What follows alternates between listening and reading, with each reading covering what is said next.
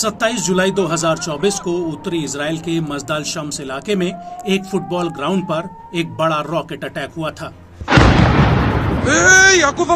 इस हमले में 12 बच्चों की जान चली गई थी, जबकि 44 से ज्यादा लोग घायल हुए थे। इजरायली सेना ने इस हमले का आरोप सीधे तौर पर हिजबुल्लाह पर लगाया था।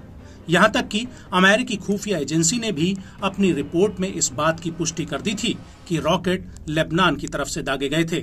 हालांकि फुटबॉल ग्राउंड के आसपास इजराइल के एयर डिफेंस सिस्टम आयरन डोम के तैनात होने का दावा किया गया था और हिजबुल्लाह ने इस आरोप से अपना पल्ला झाड़ते हुए कहा था कि ये धमाका आयरन डोम की इंटरसेप्टर मिसाइलों के धमाके से हुआ था।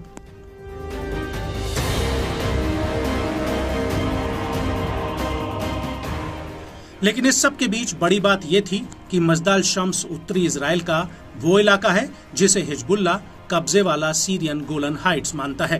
1967 से ये इलाका इजराइल के पास है और यहाँ पर ड्रूज अरबों की आबादी रहती है और इजरायली सेटलर्स यहाँ पर अल्पसंख्यक हैं और मजदाल शम्स हमले ने इजराइल को बुरी तरह से हिलाकर रख दिया है, जिसकी वजह से इजरायली पीएम बेंजामिन नेतन्याहू अपना अमेरिकी दौरा बीच में ही अधूरा छोड़कर अब मजदाल शम्स पहुंचे तो उनका यहाँ पर बहुत तगड़ा विरोध हुआ है।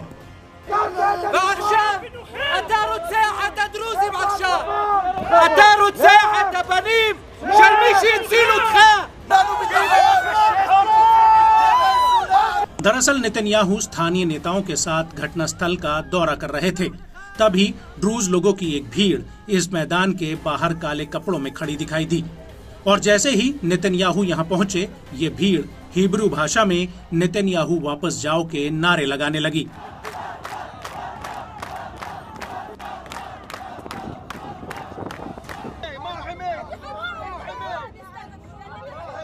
और तो और ये भीड़ वहां लगे बैरिकेड्स को तोड़कर नेतन्याहू के करीब जाने की कोशिश कर रही थी और इस भीड़ में कई लोग नेतन्याहू को हत्यारा तक कह रहे थे और उनसे वहां से जाने की मांग करने लगे, जबकि कुछ लोग नेतन्याहू को युद्ध अपराधी भी कह रहे थे।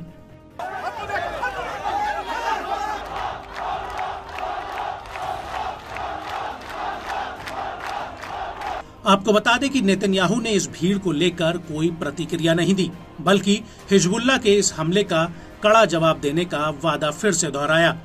नेतन्याहू ने यहाँ पर हिजबुल्लाह को लेकर एक बड़ा बयान दिया, जिसमें उन्होंने इस अटैक का आरोप सीधे हिजबुल्लाह पर लगाया।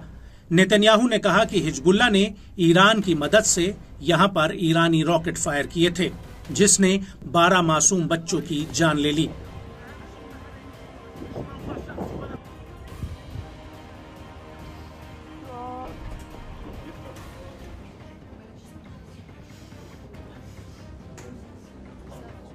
आपको बता दें कि इस हमले के बाद से हिजबुल्लाह लगातार ड्रूज अरबों को इजराइल के खिलाफ खड़ा करने की कोशिश कर रहा है और यही वजह है कि हिजबुल्लाह ने इस हमले के आरोप से पल्ला झाड़ लिया है। वहीं नेतन्याहू बार बार कह रहे हैं कि ड्रूज और इजरायली भाई भाई हैं और इजराइल उनकी तरफ आज, कल और हमेशा के लिए खड़ा रहेगा।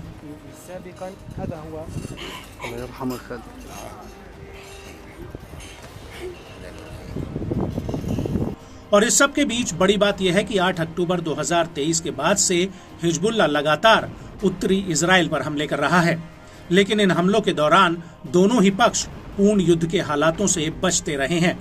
लेकिन मजदाल शम्स में हुए हमले के बाद से दोनों के बीच तनाव अपने चरम पर पहुंच गया है।